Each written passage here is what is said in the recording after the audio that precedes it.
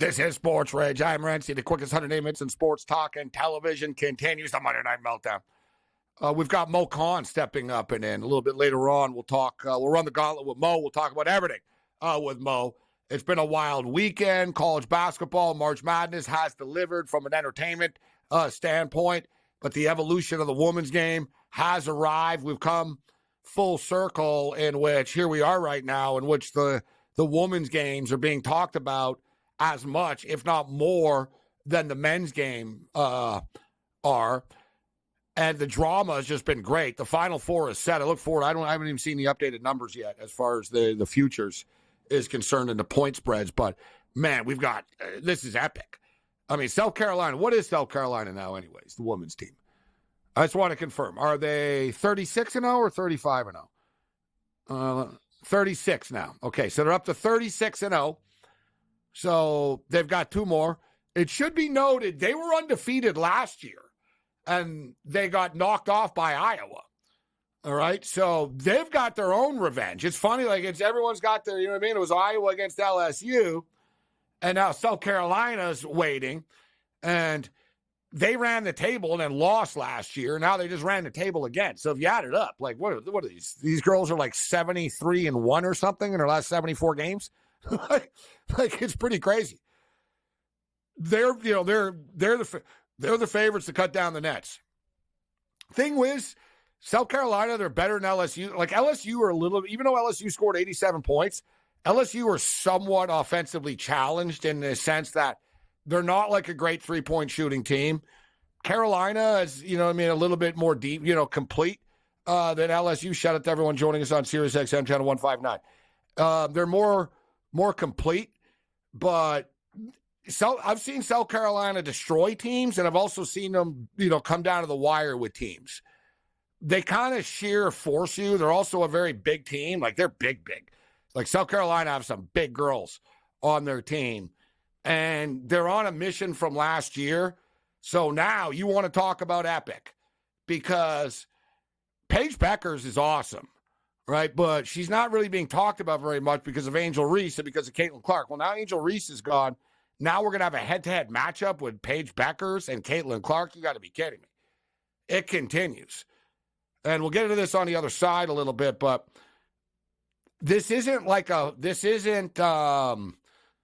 I don't think this is going to stop. I think some people think, well, the women's game right now, it's kind of peaking and it won't be as big without Caitlin Clark. I don't agree with that. I think there'll be new Caitlin Clarks. If anyone has been paying attention to this women's stuff over the last couple of years, there's a lot of superstars. Like, there's a lot of really good players now, man. Like really good on all these teams, these different teams. The Cameron Braid on Stanford. She's going to be a star in the WNBA. Like, Juju Watkins is a star. Paige Beckers is amazing. Caitlin Clark is amazing. Flo J. Johnson's a kid. She's 18 only, a freshman. She's amazing. Angel Reese is amazing. The Morrow girl, she's going to be in the WNBA. Right? I mean, I know Haley Van Lith struggled a little bit at times tonight. It wasn't really her fault. She was getting picked on a lot, but she's good. You know what I mean? Like, there's so many good players. And I think that, like, listen, there's only going to be one Caitlin Clark, but there's a lot of really, really good women's players that'll take the mantle. And I think the difference is they were all there, right? Like, it's not like suddenly, oh, my God, there's good women's players. No, it's just now suddenly they're being recognized.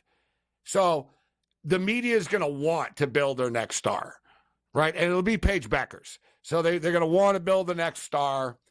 And, it just continues. It wasn't that long ago, guys, that Sabrina, right? Sabrina Ionescu, she was the one who was like, wow, she's amazing.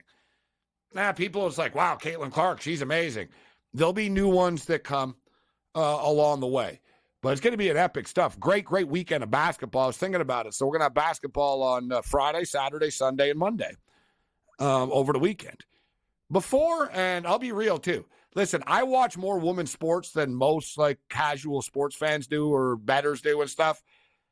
As you guys know, like over the years. So I am a supporter of women's sports. I've been betting on for a long time. I've been betting on the WNBA forever. Although I've never really killed the WNBA. That's why I don't bet it more. It's not like I have some big I wish I was better at it. I'm sort of hit or WNBA is tough. But let's be real. Normally, March Madness, the women's tournament, would be like, yeah, whatever. Nothing else is on. And all right, I'll bet this a little bit. And now it's like, wow, I can't wait to, for this game to start. I can't wait for this. They cut in the other day to the UConn game. And they basically said, listen, if you want to watch a competitive game, Baylor and USC women's game's a lot better than this. Go over to TSN 4. Right? I was like, wow, I never thought I'd see the day that would happen. But, here we are right now. Like I said, I can't wait to see what the numbers were for tonight's game. Like 10 million, 12 million, whatever it is. Like massive type of numbers. And on a Monday night, too.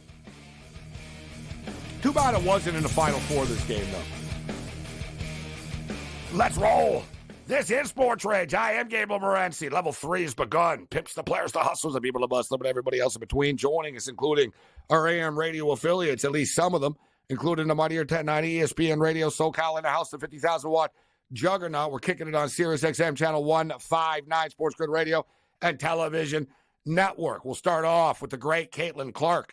Caitlin Clark drops 41 points tonight. The Iowa Hawkeyes are going back to the Final Four, unfinished business after they lost in the championship game last year. But South Carolina also have unfinished business as well. There was so much hype coming in to tonight's game. There's been so much hype around Caitlin Clark, which makes it even more impressive that she continues to live up to the hype. You're talking about big-time pressure. Like, she is the face of college basketball. Like, she is more popular and she is more famous than any of the men's players, right? Zach Edey's a badass. I don't see Zach Edey, getting billboards. You know what I'm saying? And so she stepped up 41 points tonight. Great basketball game. LSU, they got into foul trouble. I think Iowa's going to win no matter what, but Angel Reese got hurt. Sort of, she was diving for a ball. She sort of ran out of bounds and she landed awkwardly. She fought through it. They just, Iowa's just on fire. The difference was Caitlin Clark tonight. And then Paige Becker steps up and in with an awesome performance tonight. Juju Watkins was great tonight. The future of women's basketball is awesome. And we'll hit this on the other side. Mo Khan's going to step up and in. We'll talk men's Final Four, obviously, Major League Baseball. We'll get into the NFL. Has anybody seen Rashee Rice anywhere? Oh, yeah, we did. Leaving the scene of an accident, a hit and run that he caused. That him, like, seriously, say what you will about the Kansas City Chiefs. They're a great football team, but they really have no shame, like, in the players that they get, right? And there's kind of a pattern with the Kansas City Chiefs, if you think about it, if you actually want to take a step back. But I digress. This is SportsRage. Bring it.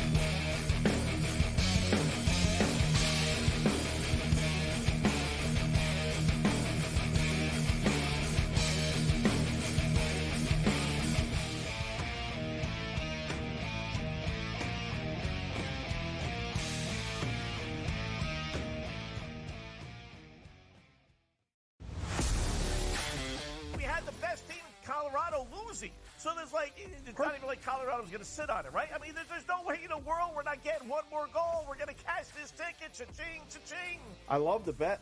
I love the price. I think that's, like I said, that's one we're going to have to, we're telling everybody right now. They're probably moving it in risk rooms everywhere right now based on us giving out this information. In-game live, prime time, only on SportsGrid.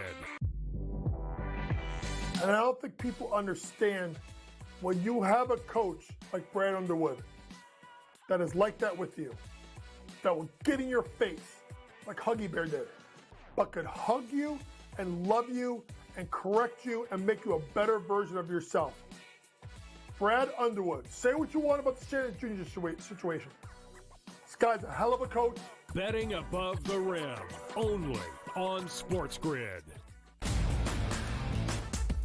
It is now Corbin Burns, the AL Cy Young favorite, now in Baltimore at an 8-1 number. So let's just say, again, for just, competitive purposes, Soto hits 45 home runs, Judge hits 47 home runs. It's not everybody going like, okay, 47 wins, everybody votes for Aaron Judge. Soto's going to steal some of those from his own teammate at this point. So when I look at that situation, I say, is there a chance those two could run away with it? Yes. The early line, only on SportsGrid.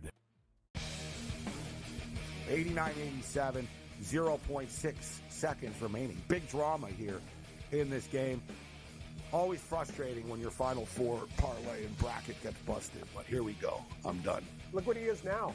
He's on FanDuel, plus 120. Almost even money to win the tournament. So you actually, if you did get him at plus 260, you got a pretty good, better investment than you had before. Just saying. SportsRage Late Night, only on SportsGrid. It's smarter to be on SportsGrid, your 24/7 sports wagering network. The early line. Magical and historic season in Lincoln, Nebraska continues. He is the best player in the NBA, but also in the biggest moments where the national media is watching. Newswire. Something that we have never seen happen before with one of the iconic coaches in the game. Pharrell Coast to Coast. The team covers. It's automatic.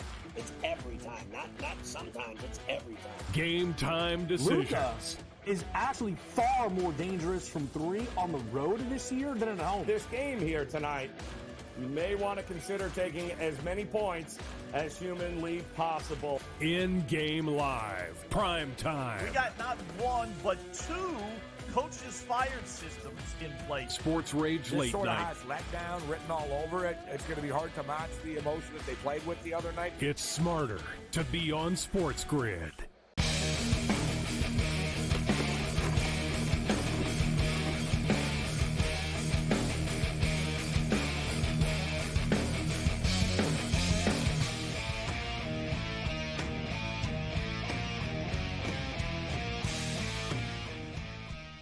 Level 3 continues. This is Sports Rage. I am Gabriel Morency. Let's do this thing. A lot of stuff to get to. It was a wild weekend this weekend.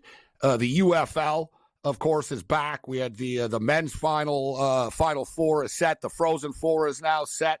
The Michigan Wolverines beat Michigan State. But let's start off with Caitlin Clark tonight. As I stated earlier, it's one thing to be awesome, but it's even harder to be awesome when people expect you to be awesome. And look, her player prop tonight was 32.5. That's a lot. She scores 41 points this evening. The assists as well are just, the vision that she has is just unbelievable. And the thing with the Iowa Hawkeyes is too, like a lot of these other teams, like a good example is UConn. Like Aaliyah Edwards is going to, she's projected to be like a top 5 pick in the WNBA draft. Paige Becker's been hurt a lot, so I think she's probably going to come back to college next year, and she'll be kind of the face of college basketball. But she's another one. Like Paige Becker's going to be a superstar in the WNBA. Like you have all these great, great players, and here's Caitlin Clark, like the face of women's college basketball, essentially, puts the team on her back, but like the Iowa Hawkeye players, like Gabby Marshall, the point guard, she's going to be a doctor. Like they were saying the other day, every one of these games could be her last game. She's not playing basketball anymore. She's going to be a doctor after. And the other girl, I think it's Martin, same thing. She's like a grad major, super smart, whatever she takes. And she's not going to the WNBA. Right, like the Iowa Hawk, put it this way, that's the best way to put it. The Iowa Hawkeyes aren't the most talented team compared to these other teams. Like what Caitlin Clark's like carrying these girls, but they all play with such heart. They play with, she's a great coach, Iowa. The Bluter, she's a great coach. Just, they're so much fun to watch the pace that they play with. So the game went over the number tonight. LSU falls short. Tough to go back to back. Kim Mulkey's defensive strategy against Caitlin Clark was bizarre. It was pretty clear Haley Van, she couldn't deal. She couldn't deal with Caitlin Clark. Nobody really could, but they didn't really ever adjust on Caitlin. They just sort of let her do her thing, and they figured, all right, we'll let other people beat us, but the other people did enough to beat them. So Iowa moves on. Now they're going to get UConn. But just one thing about this is, the numbers are massive. The interest is through the roof. But there is something going on. You see with the PWHL, the Women's Hockey League, they're selling out NHL arenas right now.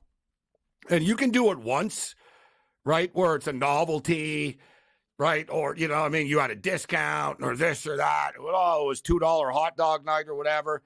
But no, like they're selling out these big buildings across the league. And you see with the women's game, I think it'll continue at the collegiate level, like because there's always been great players. The media just never really paid attention. Right. So now they'll pay attention because they're going to see, oh, my God, we can get big ratings for these women's games. So let's prop up somebody else and make her a superstar. So they'll always be the next superstar. I think the future of women's college basketball is awesome, but it hasn't translated yet fully into the WNBA. Right. Like, you know what I mean? Sabrina Ionescu, she's a massive star, great college basketball player, but she doesn't, you know, it doesn't move the needle. Right, when it comes to people watching. She was great against Curry in the All-Star game, right, with the three-point contest. But, right, like Caitlin Clark's going to move the needle. Angel Reese will move the needle in the WNBA. And it really is a lot like Bird and Magic Johnson. Like, people don't realize, like, the NBA wasn't that popular before. Like, in the 70s, the NBA was struggling, right? It was deemed too urban. You know what I mean? It wasn't, like, white enough for corporate America. Right, it was too, you know, funkish, you know, the fish that say Pittsburgh type thing, right? I loved it, but, man, I watched the NBA Finals. I remember it came on tape delay. It came on tape delay after, like, the local news and the talk shows and everything. It was, like, basically 1 a.m. It'd be like, all right, and, you know, now on tape, right? It just happened earlier tonight. The first finals I watched, it was the Seattle Supersonics and the Washington Bullets. The Supersonics won. I think it was like 77, 78 type thing. I think they played twice, right? But it was Magic Johnson and Larry Bird who, like, kind of put college basketball, like, in the mainstream. Not that UCLA weren't, but in the commercial level. And then it carried over into the NBA. Like, Larry Bird and Magic Johnson made the NBA. Right, and then saved the NBA, and then Jordan sort of took it to the next level, and here we are now with all the other stars that carried the torch after. But I think that Caitlin Clark and Angel Reese can do the same for the WNBA. I can't wait. Look at it, you know, the Indiana tickets have already sold out. They haven't even drafted her yet. You know, tickets for the home opener are going for like $1,000 already. So, like, the hype is real. It's been great basketball, and, you know, the quality of play was good. So speaking of, and just quickly as far as the odds are concerned moving forward, South Carolina, so they're 36-0, South Carolina Gamecocks. They're minus 200 to cut down the nets. Caitlin Clark and the Iowa Hawkeyes are plus 310. UConn are 7-1. And NC State are 12-1. That's right, NC State have made it in the women's and the men's, as has UConn. So I'm thinking here of a parlay. I do believe that South Carolina is going to win. Caitlin, listen, Iowa and UConn is going to be an awesome game, but South Carolina are 36-0 for a reason. I think they're going to grind this out. They lost Iowa last year, so they're on the revenge tour this time, just like Iowa was against LSU. And I think the UConn men are going to cut down the nets. As we stated before the tournament started, we bet on UConn, but if you didn't get in on it, so parlay together, it's plus 131 right now, which isn't great. South Carolina to win, UConn to win. The problem is, UConn, look how big of favorites UConn are against Alabama. And Alabama are really good. Like, imagine if it's NC State versus UConn in a national championship game on the men's side. What's UConn going to be favored by? 16.5? 7? Like, you know what I mean? So it's, you can look at it and go, wow, man, UConn are minus 185. Yeah, whatever, dude. They're 12-point favorites already against a good Bama team. What are they going to be against NC State? They'd literally be like 17-point favorites. It would be insane. And I don't know if it'd be that high because the book would be like, God, like we're really going to have to do this. But the Alabama number somewhat surprised me, actually, in which they never learned their lesson with UConn, right? You know what I mean? Like, it was 9.5 against San Diego State, and people talked themselves into that. It was like, really? UConn killed them last year. What's going to be different? So it's sitting at 12 right now. And Bama are badasses. right? Like Alabama are a really good basketball team with a ton of athletes. They can hit the three. They're going to play at a quick tempo that could give UConn some problems. And yet, here we are at 12. All it took was 10 consecutive. Because look at the number against Illinois. It was 8.5. It was 8.5. They outscored them. They went on a 30-0 run at one point. 30-0. To do that against, if you're playing Kennesaw State or something like that, right? We've seen massive runs when you get these dominant, teams against bad teams, but not like that. Like Illinois are an elite basketball team, and they just got absolutely, their will was broken. It was like The Exorcist. Their soul was taken from them, right? It was really wow. These guys, a 30-0 run. UConn, it was stop the fight. He's already dead type of deal. But we've talked about it. Remember, St. John's, we talked about Rick Pitino as a great coach. And Pitino told his players, we need to play a lot faster against UConn. The only way to beat them is to try to outscore them in a track meet. And they nearly did. They lost 95-90, even though the score wasn't UConn was never really totally scared, but they gave them all that they can handle. Alabama fall into this category as well. Alabama are not going to set up in half court. They're just going to run and gun and say, you know what? Let's hope our shots fall and we can beat these guys. But UConn have won 10 consecutive NCAA tournament games in the last 2 years, year and a half here, all by double digits. This is SportsRage.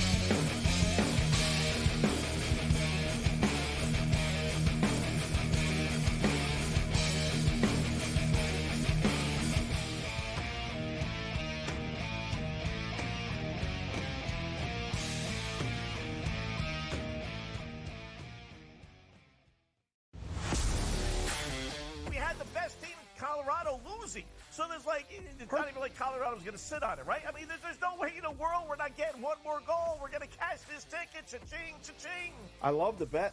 I love the price. I think that's, like I said, that's one we're going to have to, we're telling everybody right now. They're probably moving it in risk rooms everywhere right now based on us giving out this information. In-game live, prime time, only on SportsGrid.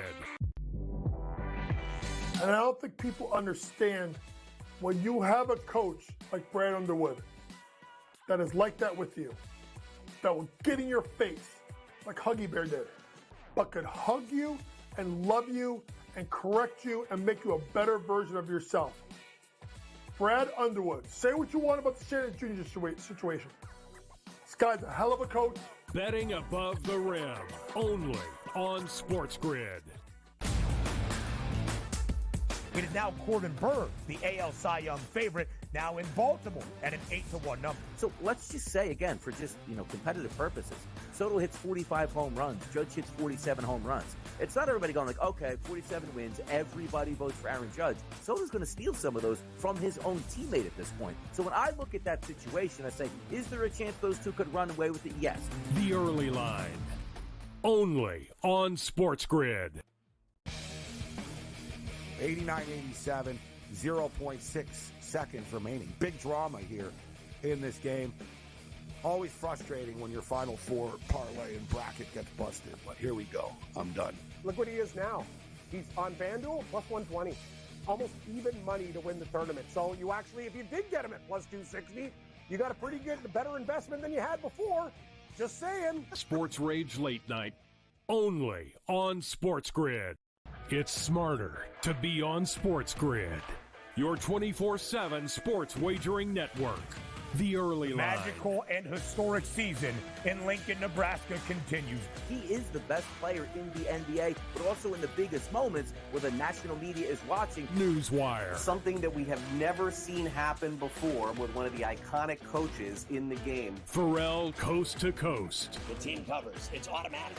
It's every time. Not sometimes. It's every time. Game time decisions. Luka is actually far more dangerous from three on the road this year than at home. This game here tonight, you may want to consider taking as many points as humanly possible. In-game live, prime time. We got not one, but two coaches fired systems in place. SportsRage Late Sort of Night. has letdown written all over it. It's going to be hard to match the emotion that they played with the other night. It's smarter to be on SportsGrid.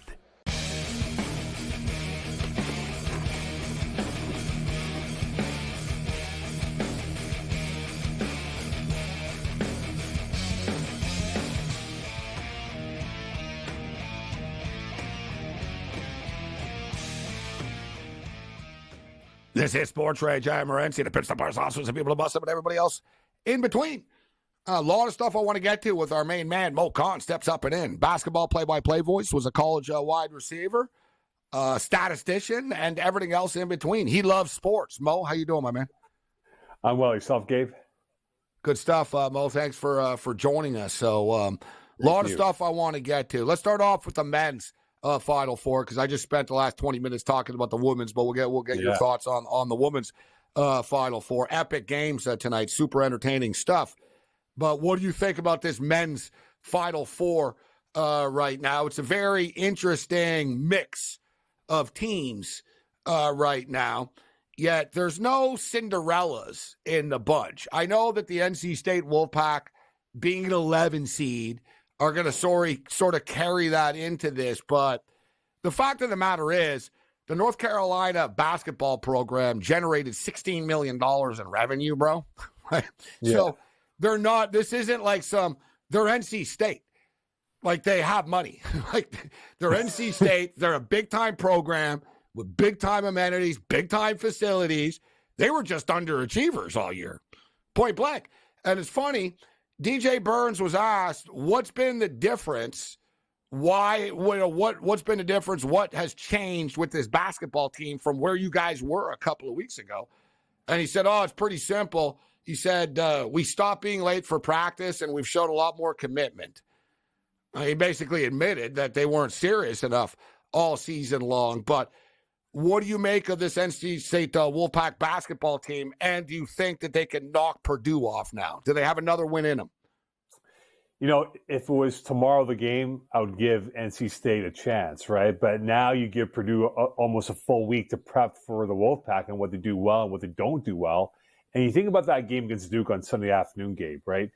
My biggest concern for the Wolfpack going against Purdue, if they have to win this from the free throw line, they weren't clean at the line. You have to be a killer instinct at the free throw line to win these 7 matchups here. And they could have dusted Duke with 5 minutes left in the ballgame, but they kept allowing Duke to hang around here, and allow Burns to do what he did in the paint.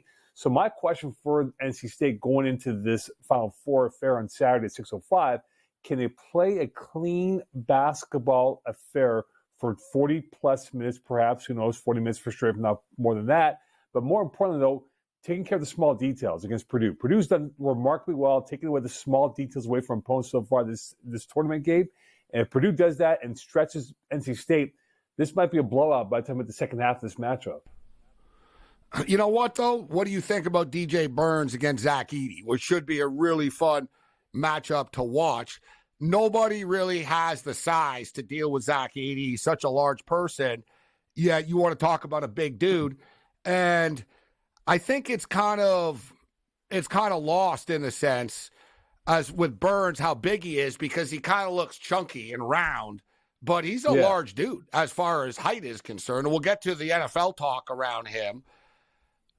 What about this matchup? Because it's going to be a hell of a lot of fun to watch. How do you think that matchup plays out between Burns and Zach Edey? So funny story about DJ Burns, right? BJ Burns, beg your pardon. He was the number 3 recruit in South Carolina back in 2018 behind Zion Williamson. At the time of his weight, he was about 260. And he's now, 280, 290 right now at NC State? I think what it'll come down to is this, between Edey and Burns, is going to come down to the footwork, right? Both these players have improved their footwork from where they were in their freshman year to where they are today going to this matchup. Is can they get Edey out of the paint and open up that spacing? Because NC State loves the extra pass along the perimeter, but when they have that free lane to attack the rim, they won't hesitate at all to go and hit the rim and try to get themselves either 2, if not the foul, and who knows what else that comes with it. So that situation, I want to see how do they now try to go with this chess piece in Zach Edey, because we know he is the centerpiece for Purdue, right?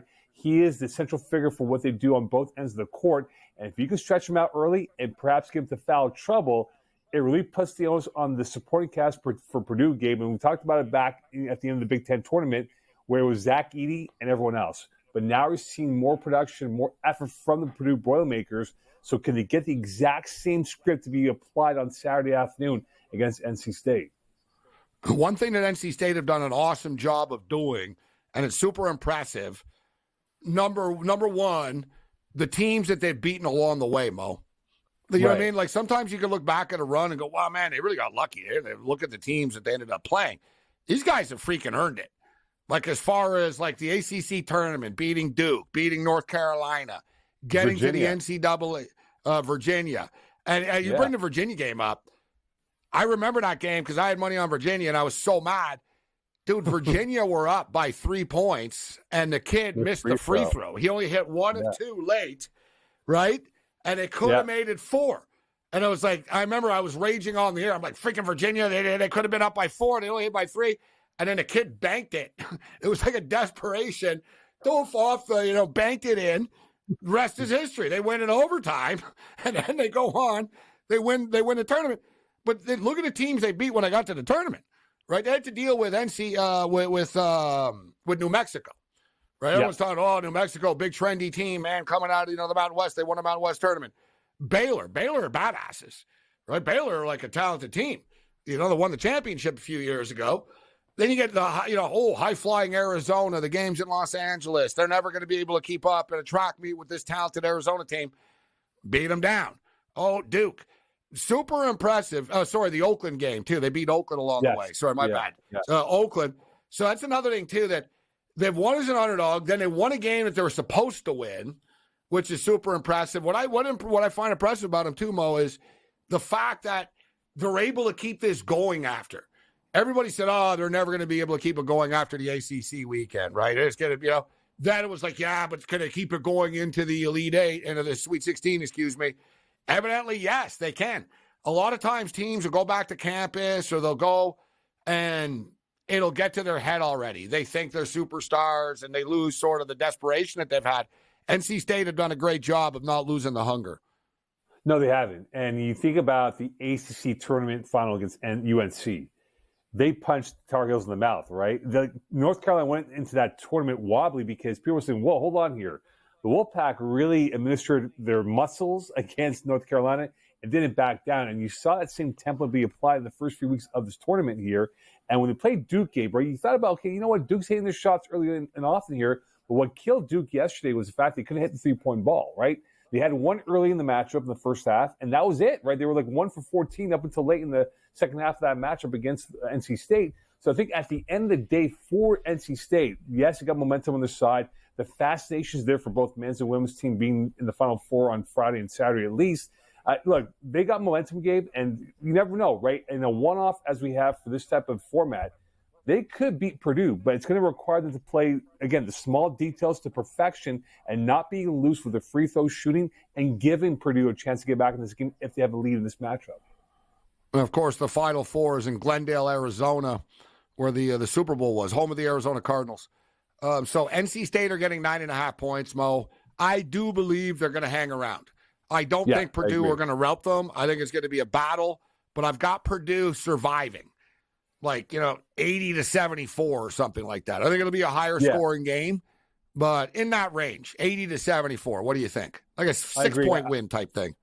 I think 6-7 point win, right? I think it's going to be tight for up until maybe the final 4 minutes here. And I think that the key for NC State, though, that has been clutch for them, Gabe, is that they've been clutch in key moments, right? Key shots. Yeah. The extra pass, right? So when we get That's the thing about playing with urgency, too. They've been playing for desperation all through the ACC and everything, right? So they've been every game's been an elimination game for them for 3 weeks. Absolutely. And if this game is a 1-2 point lead for Purdue, and if NC State's chasing this matchup with 4 minutes left here, can they play with quality, right? Find the extra pass, attack the rim, do the things that have gotten them there to the Final Four at this point here. And if they do, Gabe, I mean, look, again, all bets are off at that point. But again, you're no question, I agree with you that Purdue will be the favorites here. And I think they definitely win this game perhaps by 5, 6, maybe 7 points. Can't help but think about Valvano, and they were kind of giant killers before. Awesome. Yeah. Right. I bought in. I was watching all the old Valvano stuff on Saturday night. And I was like, they're going to win. They're going to win again. It's not done yet. You can just sort of feel it with them that it's not done yet. But Purdue have it going on. But as you stated, the supporting cast, they hit some threes yesterday that helped bury the game. But they are so dependent on Zach Edey that if NC State can neutralize Edey or at least frustrate him and or get him into foul trouble, right? Because he gets everybody else into foul trouble. And how they're going to call it, I imagine, too, in this big stadium, it's another thing. You never really know how teams are going to react shooting-wise. And then the last thing is people are going to jump on the NC State bandwagon, right, in the stadium and stuff, right? Like if the game's close, like the pressure will be more on Purdue, right? They're supposed to win, Purdue. Like the pressure is going to be on them more than NC State. And then Alabama getting 12 points, Mo. Pretty crazy because Alabama is such a good team. But, and, you know, UConn were 8.5-point favorites against Illinois, Mo. They were 9.5-point favorites against San Diego State. The odds makers have finally said, all right, like, you know what I mean? Like, we've got to make it higher because we keep losing. So they made it, they tried. They made it 11, and the bettors bet it up to 12 already. So UConn right now up to 10 games in a row, Mo. All 6 last year and all 4 this year, they've won by double digits. An incredible run of dominance. Yeah, look, I think for UConn, I was wrong with the whole San Diego State thing last week, Gabe, when you asked me the most fascinating game. But look, the key for the Crimson Tide in this matchup is going to be rebounding. Can they win the second and third and fourth chance opportunities here against UConn? Because if they don't and UConn gets going, they won't. It might be a NASCAR race for UConn. That's a good point. Alabama only have one big dude, Nelson. That's it. They don't really, you know what I mean?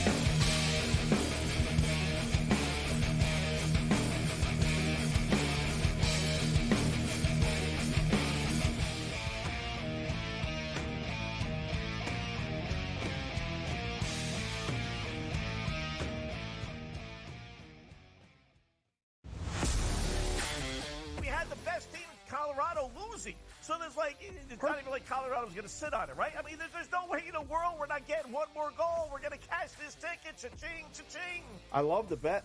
I love the price. I think that's, like I said, that's one we're going to have to, I mean, we're telling everybody right now. They're probably moving it in risk rooms everywhere right now based on us giving out this information. In-game live, prime time, only on SportsGrid. And I don't think people understand when you have a coach like Brad Underwood that is like that with you, that will get in your face like Huggy Bear did, but could hug you and love you and correct you and make you a better version of yourself. Brad Underwood, say what you want about the Shannon Jr. situation. This guy's a hell of a coach. Betting above the rim, only on SportsGrid.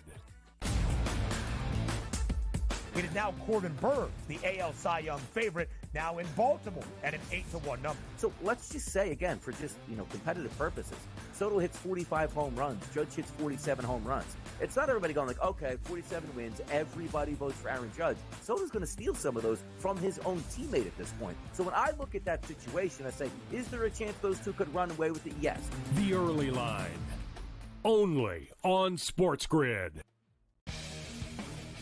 89-87, 0.6 seconds remaining. Big drama here in this game.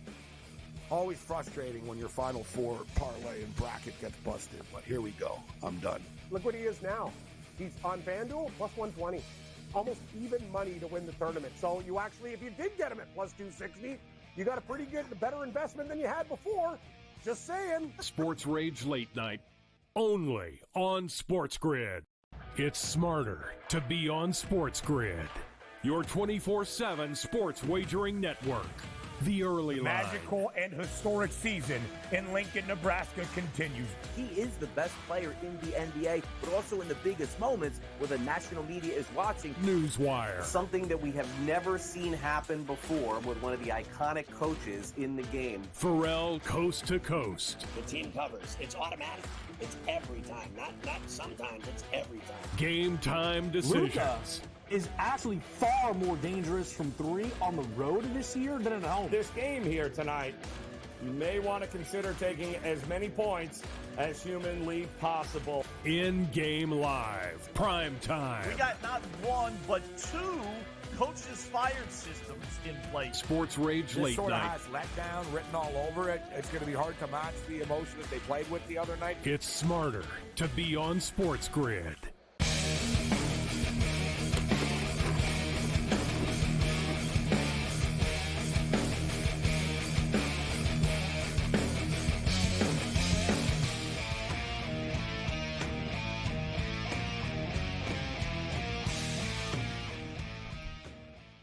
This is Sports Rage. I am Morency.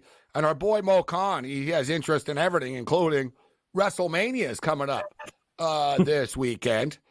And all Elite Wrestling's on tour. Our boy Daddy Magic's a fan of the show, actually. So shout out to Daddy Magic, who's pretty good on the mic. He's carved out something for himself.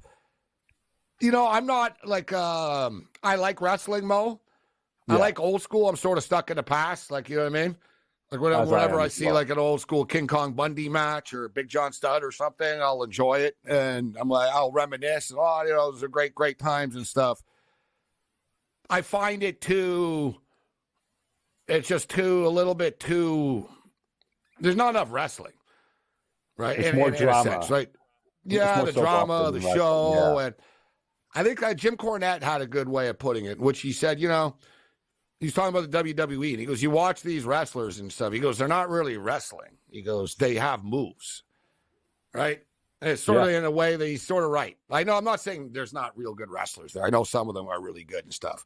But, it just sort of, so I don't know, like, who the WrestleMania is this year. I know The Rock is back. Yeah. I know The Rock is back, and I know that people were pissed. I got to be honest. I get a lot of my WWE stuff through Pat McAfee. Just following, like, he has The Rock on his show, and Pat will talk about wrestling like once a week. Like, he'll bring it up.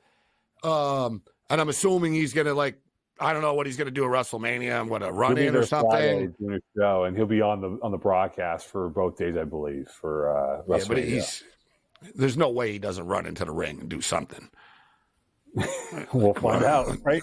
I guarantee. I have no insight or anything. I'm telling you, I guarantee you, like, they're going to use him somehow. I don't know though. Like, whatever. Vince was a big fan of his, so I don't know, like, the new dynamic there. But so I know The Rock is back, and I remember The Rock was crying because wrestling fans were all pissed off. Oh, Cody deserves it and stuff. Like, and The Rock was funny. He was like, "Oh, you jabronis in your basement, calm down, all right?" Like, oh, the storyline needs to be finished and stuff. It was funny. Like, Rock went heel, actually. It was pretty cool when he came back. Yeah. He's like, you're all a bunch of losers. And you go, screw your stupid storyline. I'm The Rock, all right? I'm the biggest storyline in the world. And I was like, man, this is why this guy's good. Like, Rock knows that everyone's upset about it, right? He understands the wrestling fans didn't want him coming back and just sort of stealing the spotlight from everybody. But instead of, like, whatever, he said, suck it. I'm doing it because I'm The Rock and I can. So it'll be cool. But what's the big thing about WrestleMania? Do they have any celebrities, or what's the big thing this year? I think, well, obviously The Rock being there, but because of him and the whole storyline being kind of screwed up back at the Rumble in January, where he showed up and then Cody Rhodes won the Rumble and all that, I think there might be a wrench thrown in on Sunday night where maybe Stone Cold Steve Austin pops up, or Hulk Hogan, who's going to be there anyway for some sort of event in WrestleMania. They might throw another twist in that storyline with The Rock and Roman Reigns and Cody Rhodes. So I think that's going to be the case. But, like, Gabe, Mania is the Super Bowl for wrestlers, right? This is what it is for them for the 2 days that they'll be in Philadelphia. And they expect some stories, some surprise to happen. So I think there will be a surprise or two that we'll see throughout the course of the 2 nights they'll have in Philadelphia this weekend. It shouldn't be 2 days either. That's just my own personal money revenue thing, right? No, I get it. Well, make it 2 days, but don't call it WrestleMania the day before. Right? Like you said. I'm just saying, for me personally, like you said, it's like the Super Bowl. Everybody's have to have their, quote, WrestleMania moment, right? I'd be like, no. Like, not everyone's getting on WrestleMania. I hate to tell you this, everybody, but, I got 400 people under contract, and 24 of you will be on this card. Not everybody gets to be on this. Like, you know what I mean? But they have, like, the participation trophy now for everybody. Let's just make it like 82 hours and 2 days. It's long. It's too long, in my opinion. Like, just make it long, one. Yeah. And I get it. And people like it and stuff. They, you know what I mean? Whatever. They're doing fine without me. But I'm just saying, for me personally, I don't mind checking it out. Like, I used to, like, oh, yeah, WrestleMania, let me check it out for a couple hours on Sunday night. You know what I mean? When it starts to get good. Now it's, like, stretched out. And they have big-time matches on Saturday. And it's all over the place because they want you to show up for both days. But it's a cash cow. I get it. So Alabama and UConn, what do you think, Mo? Yeah. Can Alabama hang around? We talked about it going into the break. You talked about, you think about the rebound situation. Alabama's only big man is Nelson. They're not the biggest team. They're a fast team, but they're not the biggest team. UConn obviously have a ton of size in the paint. What do you make of this game? Can Alabama play with UConn? Alabama can play with UConn, but the problem was, again, well, not the problem was, but the situation against UNC in particular was that UNC made no shots, right, in the game on Thursday night, and that enabled Bama to come back in because they made their shots. And it goes back to that point that I made with rebounding, is that can they win those second and third chance opportunities? Because if you don't do that first shot quality going in, UConn's going to take it and run it right down your throats and score 2, if not 3 points here. And, you made the point, Gabe, last week that, UConn does a really good job adapting to what they have in front of them, right? You want to play slow down offense? We'll go half court. You want to run it and gun it? No problem. We'll adjust to that as well.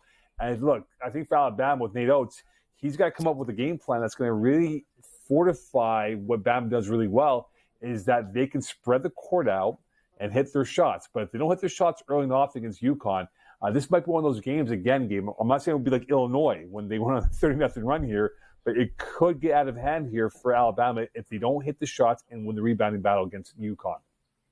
When it's all said and done, you expecting UConn to cut down? Have you finally submitted to UConn's dominance? So they're going to cut down the nets on Monday? I thought San Diego State would do it, but I was dead wrong. So I think UConn and Purdue will be the two teams that will meet up next Monday night for the Final Four in Arizona. And then you've got UConn. Who do you got? UConn versus Purdue if they play? I got UConn winning. I think UConn's going to do it. And look, it goes back to the fact that they have more wealth of experience at this point, better depth to work with. I just worry about Zach Edey because he might wear down against NC State. And even though he's been in tremendous shape, he's been playing better basketball this year compared to years past, I just think UConn has a lot more to work with in terms of what they want to pick. They're like a menu of options here, right? The appetizers, the main course, and dessert. You pick what you want, and you're going to come back full and satisfied with UConn's options on their menu that they have right now for them. So, Mo, epic performance for Caitlin Clark tonight. She drops 41 points. Iowa as a whole played great. Their team all stepped up. I was surprised about the defensive strategy that they used on Caitlin Clark. It was pretty clear that Van Lith couldn't deal with her. And not just her. I know everyone was sort of they replaced her and stuff, but no one had an answer for her. And I saw Kia Nurse at the half who basically said, I don't know what the hell Kim Mulkey's doing. She really called her out. She said, it's pretty obvious. And she said, Caitlin Clark's awesome, but she always goes to her right. Right? It goes to show this like a WNBA pro like Kia, right? She's like, for the love of God, girls. She's like, she does the same thing all the time. She goes to her right. And she said, you're not going to stop her, but at least make her go to the left where she doesn't, At least make her go where she doesn't want to go, where she's not as comfortable. And they weren't doing it. And she was really getting mad about, they were setting screens. She's like, you're getting caught in front of them and behind them, right? It was sort of like, LSU had never seen, it was very bizarre that they were so out of place so often in the game. But nevertheless, it was a great performance. But people are sleeping on UConn and Paige Beckers a little bit. I know this isn't a dominant UConn team like the past, but they played their best game tonight. I've watched all their games in this tournament. That was the best game that they played tonight against USC. They just dialed it up a notch tonight. Beckers was unbelievable. Aaliyah Edwards was unbelievable tonight as well. She really raised her game tonight, Mo. And we got another classic coming up on Friday night, man. The Iowa Hawkeyes are 2.5-point favorites over UConn. Total, guys, is 163.5. Who do you like? Paige Beckers versus Caitlin Clark. Who do you got, Mo? Paige Beckers, before her knee injury, was going to be the it star. I heard you in your first segment about Paige Beckers, and unfortunately, with that knee injury she suffered 18 months ago, the spotlight went to Caitlin Clark, and rightfully so, right? And I think now for Paige Beckers, everyone's remembering, oh, yeah, I forgot about Paige Beckers. Look at her now. She's an awesome player who's starting to find her rhythm now after going to what she went through the last 12, 14 months. I think what this is for UConn here is that no one's talked about them, Gabe, right? We talked about USC. We talked about both USCs, I beg your pardon. We talked about Iowa. We talked about LSU. We talked about those teams who've been more in the forefront. UConn's kind of been covert, under the radar, doing their thing. And now here they are back in the Final Four.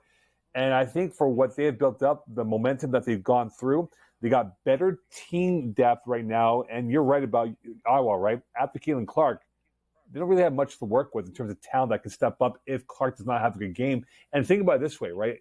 LSU did a good job in the first half against Caitlin Clark.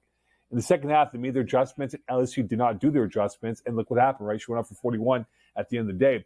So can Gino and his girls come up with a proper game plan that you're going to not stop her, but contain her and force the other players from Iowa to beat you with what you have rolling, as UConn has done so well so far in this tournament?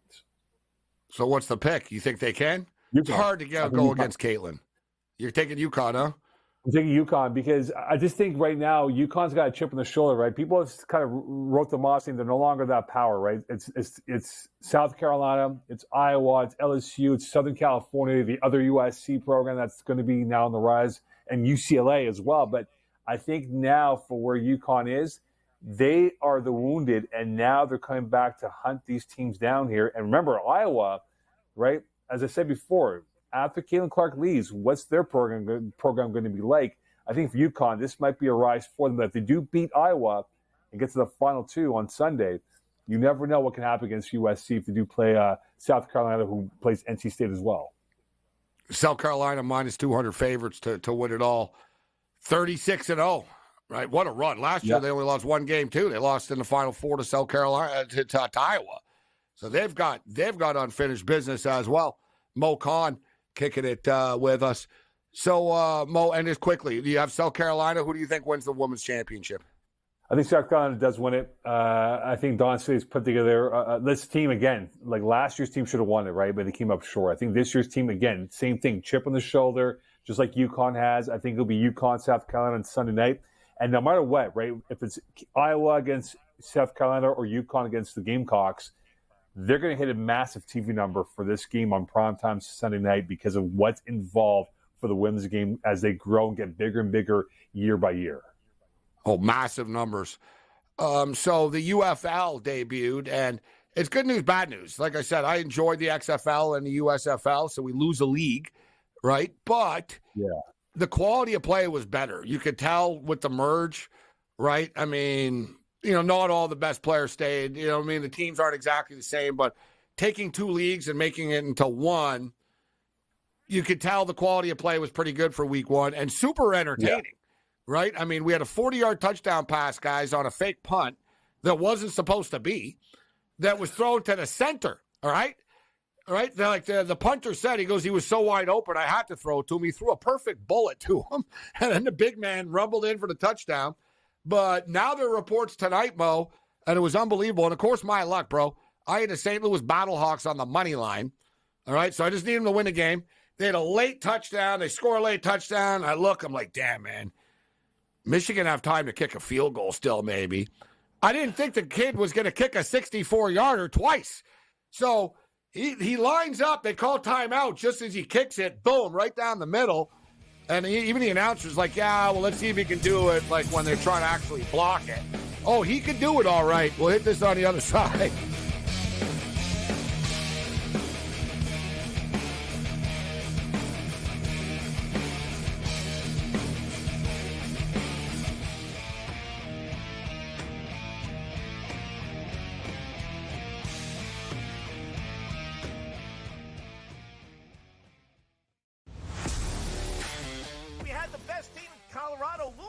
So there's it's not even like Colorado's going to sit on it, right? I mean, there's no way in the world we're not getting one more goal. We're going to cash this ticket. Cha-ching, cha-ching.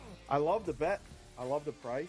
I think that's, like I said, that's one we're going to have to, we're telling everybody right now. They're probably moving it in risk rooms everywhere right now based on us giving out this information. In-game live, prime time, only on SportsGrid. And I don't think people understand when you have a coach like Brad Underwood that is like that with you, that will get in your face like Huggy Bear did, but could hug you and love you and correct you and make you a better version of yourself. Brad Underwood, say what you want about the Shannon Jr. situation. This guy's a hell of a coach. Betting above the rim, only on SportsGrid.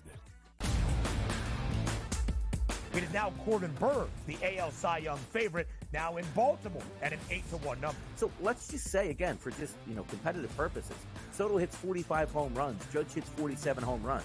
It's not everybody going like, okay, 47 wins, everybody votes for Aaron Judge. Soto's going to steal some of those from his own teammate at this point. So when I look at that situation, I say, is there a chance those two could run away with it? Yes.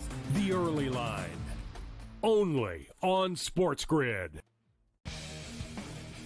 89-87, 0.6 seconds remaining. Big drama here in this game. Always frustrating when your Final Four parlay and bracket gets busted, but here we go. I'm done. Look what he is now. He's on FanDuel, plus 120. Almost even money to win the tournament. So you actually, if you did get him at plus 260, you got a pretty good, better investment than you had before. Just saying. SportsRage Late Night. Only on SportsGrid. It's smarter to be on SportsGrid. Your 24/7 sports wagering network. The early line. Magical and historic season in Lincoln, Nebraska continues. He is the best player in the NBA, but also in the biggest moments where the national media is watching. Newswire. Something that we have never seen happen before with one of the iconic coaches in the game. Pharrell Coast to Coast. The team covers. It's automatic. It's every time. Not sometimes. It's every time. Game time decisions. Luka is actually far more dangerous from three on the road this year than at home. This game here tonight, you may want to consider taking as many points as humanly possible. In-game live. Prime time. We got not one, but two coaches fired systems in place. SportsRage Late Sort of Night. has letdown written all over it. It's going to be hard to match the emotion that they played with the other night. It's smarter to be on SportsGrid.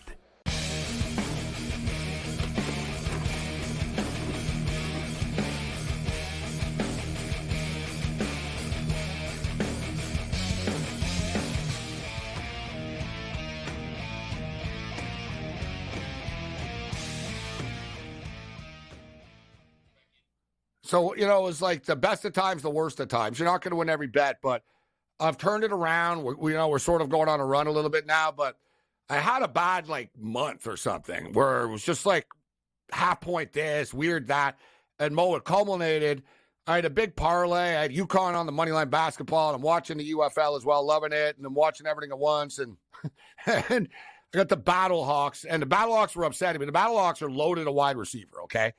But McCarron couldn't get him the ball. The defense, Michigan's defense was terrorizing the offensive line of the Battlehawks. And the Battlehawks go on a late drive. They score a touchdown with 40 seconds left or something. But they were only up by, they could lose with a field goal. So I knew they were in trouble. They were up by 2 or whatever, right? So I was like, oh, man, these guys, Michigan can come back, kick a field goal. So long story short, Jack Bakes kicks a 64-yard field goal. Guys, he hadn't kicked a field goal since high school. He went to Texas. He played soccer at Central Arkansas. He kicked off. He didn't kick field goals, but he was a kickoff specialist for Texas State football. He kicked off for Arkansas a couple of times, but never kicked a field goal. Hadn't attempted a field goal since high school. And he said after that he had never kicked a game-winning field goal in his life before, even in high school. And he drills a 64-yarder. And now there are reports, the Detroit News, Tony Paul, the Detroit News reports that the Detroit Lions have contacted Bates and offered him one offer him a tryout, invite him to camp. But multiple NFL teams have offered him a tryout already. Not bad, Mo. First game of the year, he put himself on the NFL map like that. It's great. Look, the UFL 15 seconds.